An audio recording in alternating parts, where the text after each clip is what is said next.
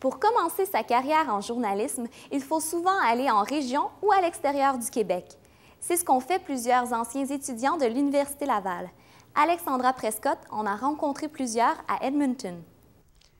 Plusieurs finissants en journalisme de l'Université Laval travaillent présentement pour la société Radio-Canada à Edmonton.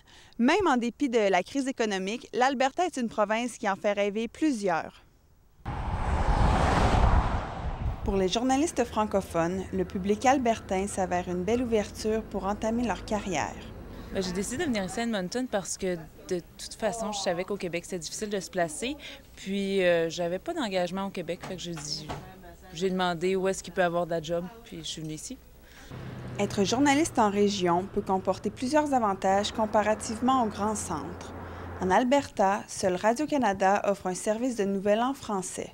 La concurrence est donc moins forte qu'à Québec, par exemple, et cela se fait sentir dans l'ambiance de travail. C'est certain qu'au niveau de la compétition, de la concurrence, il doit y avoir beaucoup plus de stress à Montréal, Québec, Toronto, parce qu'il y a d'autres médias francophones. Ici, on n'a pas de concurrence, on est les seuls.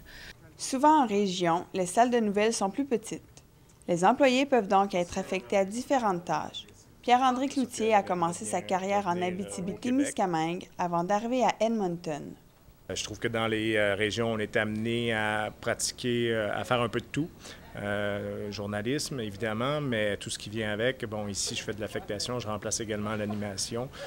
J'ai l'impression qu'on développe un plus large éventail si on va en région. Même si les possibilités de carrière sont attrayantes, les médias situés en région ont de la difficulté à retenir leurs journalistes. Certains veulent retourner dans les grands centres aussitôt qu'une occasion se présente. Dans ma tête, à moi, mon objectif, c'est pas de passer ma vie ici, mais sur le plan de la carrière, pour l'instant, c'est beaucoup plus intéressant pour moi de rester ici. Donc, c'est certain que je vais rester ici encore un petit bout, là. Mais éventuellement, mon objectif, ce serait de retourner au Québec. Plusieurs journalistes adoptent leur nouvelle région. Patrick Henry se considère maintenant davantage un Franco-Albertain qu'un Québécois. Il habite en Alberta depuis 11 ans. C'est ici qu'il a pu réaliser son rêve de devenir chroniqueur sportif à Radio-Canada. Ici, en Alberta, j'ai commencé par la radio communautaire. J'ai fait de la radio en Radio-Canada et c'est ce qui m'a amené par la suite à faire des sports à la télévision. Donc, j'ai gravi un peu les échelles pour atteindre le but que je m'étais fixé, le rêve que j'avais depuis que je suis jeune. Les régions accueilleront encore de nouveaux journalistes cette année. Après quelque temps, lorsqu'ils auront l'expérience requise, certains reviendront dans les grands centres, d'autres resteront éloignés pour y continuer leur nouvelle vie et leur carrière. Alexandra Prescott, Edmonton. Un nuage rempli d'amertume et de déception survole la tête des travailleurs étudiants de l'Université Laval. Plusieurs d'entre eux se taisent devant certaines pratiques qu'ils jugent irrégulières dans le système universitaire de rémunération. Alex Drouin nous expose les problèmes de ces différents groupes. Des étudiants auxiliaires qui ne sont toujours pas payés pour leurs heures travaillées, des universitaires étrangers contraints de travailler à l'université pour un salaire insuffisant pour s'acquitter de leurs frais de scolarité, des superviseurs qui revendiquent des disponibilités 3 semaines à l'avance. Décidément, travailler à l'université et être étudiant devient ardu. Ils sont près de 900 étudiants universitaires à travailler sur le campus, au pub, à la Caisse populaire des Jardins, au PEPS, aux différents comptoirs de services des 17 facultés de l'université et quelques autres coopératives du campus. Pour leur part, les auxiliaires de recherche et d'enseignement nagent au milieu d'une tempête. Marie-Michelle Sauvageau, auxiliaire d'enseignement, éclaircit la différence entre ces deux fonctions. Quand on est auxiliaire à l'Université Laval, il y a 2 postes. Il y a auxiliaire d'enseignement et auxiliaire de recherche. Lorsqu'on est auxiliaire d'enseignement, c'est qu'on vient à un support à un cours. La correction, la préparation des questions d'examen et le support aux étudiants à l'extérieur des cours ne sont là que quelques-unes des tâches accomplies par l'auxiliaire d'enseignement. Depuis mars 2008, un nouveau syndicat a vu le jour pour les auxiliaires d'enseignement et de recherche, le SAR. Un an plus tard, ce syndicat déplore que des enseignements profitent de leur générosité. Ils les font travailler de multiples heures supplémentaires non rémunérées. Lors de la signature du contrat entre le professeur et l'élève, l'étudiant est payé autour de 17 de l'heure pour un minimum de 15 heures semaine. Les heures additionnelles exigées par le professeur ne sont pas rémunérées. Un professeur sollicite près de 15 heures par semaine à son auxiliaire qui se voit forcé, plus souvent qu'autrement, de travailler des heures additionnelles.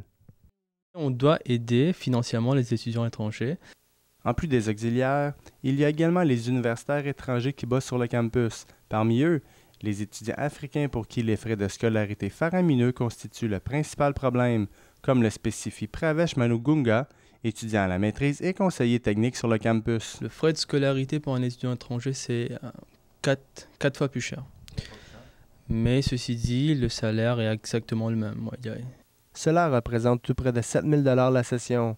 Le travail à l'université leur est accessible sans permis de travail, à condition d'être étudiant en temps plein.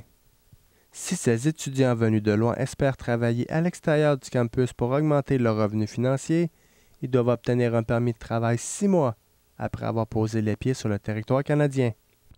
Les étudiants à contrat ont également leur lot de problèmes. Leurs employeurs exigent de demandes de congé 3 semaines avant la date retenue.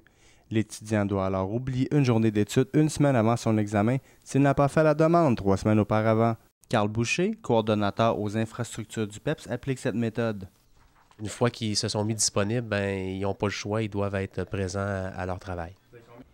Dans la convention collective du SAR, l'employeur à l'Université Laval alloue 13 cents de l'heure pour les étudiants pour leurs assurances. Si le travailleur devait conserver ce 13 cents pendant une session à condition de 15 heures par semaine, il aura alors économisé 31 $. Compte tenu de cet écart, les prochaines négociations collectives en 2011 promettent d'être ardues entre le SAR et l'université. Alex Drouin, à l'Université Laval.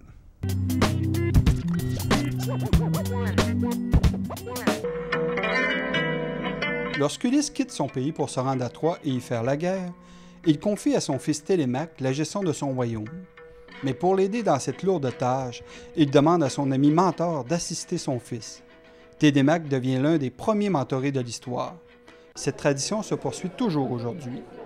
Une activité de mentorat dating, inspirée du concept du speed dating, a eu lieu récemment sur le campus.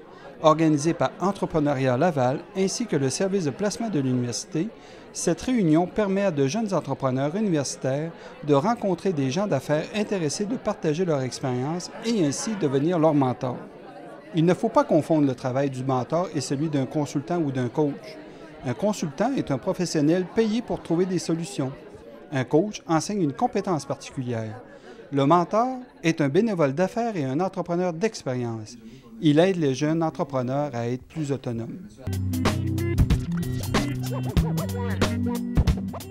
Bonjour Christopher. Bonjour Amélie. Sur quoi nos journalistes travaillent pour les prochaines émissions? Actuellement, on a plusieurs sujets. Entre autres, on a la consommation.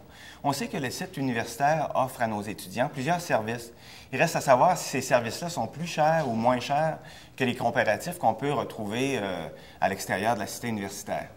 Depuis moins d'un mois, on peut retrouver une camionnette 100% électrique sur le campus. Zone de l'Université Laval, la librairie qu'on connaît, c'est muni d'une camionnette 100% électrique.